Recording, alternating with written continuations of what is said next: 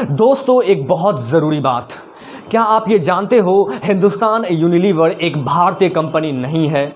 इसका नाम में हिंदुस्तान वर्ड होने की वजह से लोगों को ये लगता है कि ये एक स्वदेशी कंपनी है। लैक्मी के प्रोडक्ट से लेकर Kissan ketchup, Pepsodent, Horlicks, Surf Excel, Vaseline, Pond's, Sunsilk, Brooke Bond के अलावा न जाने इसके कितने प्रोडक्ट भारत के हर घर में रोजाना इस्तेमाल किए जाते हैं।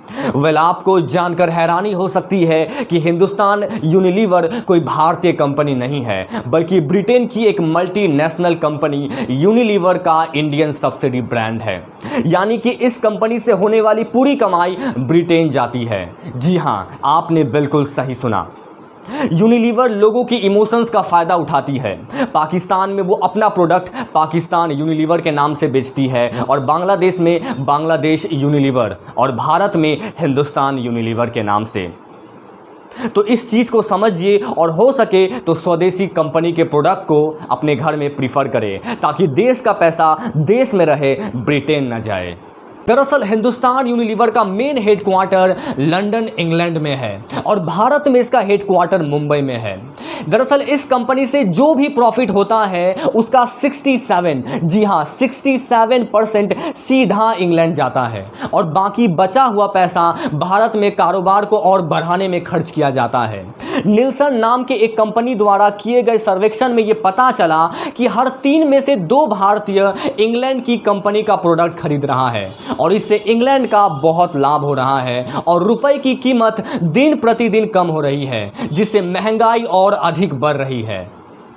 तो इस चीज को गहराई से समझने की जरूरत है। भारत आज आजाद होने के बाद भी इनडायरेक्टली अंग्रेजों का गुलाम है। पहले अंग्रेजों के गुलाम थे, और आज अंग्रेजों के बनाए हुए प्रोडक्ट्स के गुलाम है हम।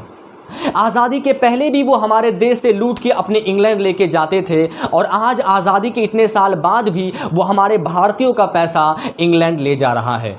तो बॉयकॉट कीजिए ऐसे प्रोडक्ट्स को, बहिष्कार कीजिए। जिस तरह हमने चाइनीज़ ऐप टिकटॉक को बैन किया, तो आज देखिए ना जाने कितने टिकटॉक जैसे ही भारतीय ऐप हमें देखने को मिले, जैसे रूपोजो, मॉज, जोश और ना जाने कितने। कहने का मतलब हमारे देश में वो प्रतिभा, वो टैलेंट मौजूद है।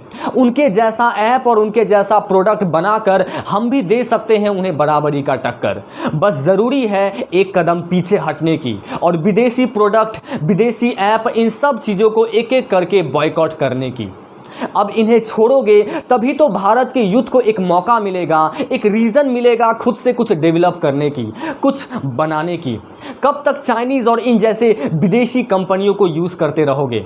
ना जाने हर साल कितने हज़ार करोड़ रुपए हमारे देश से बाहर के देशों में चले जाते हैं, और फिर हमारे ही पैसों से चाइना जैसा देश हमारे देश को नुकसान पहुंचाने में इस्तेमाल करता है।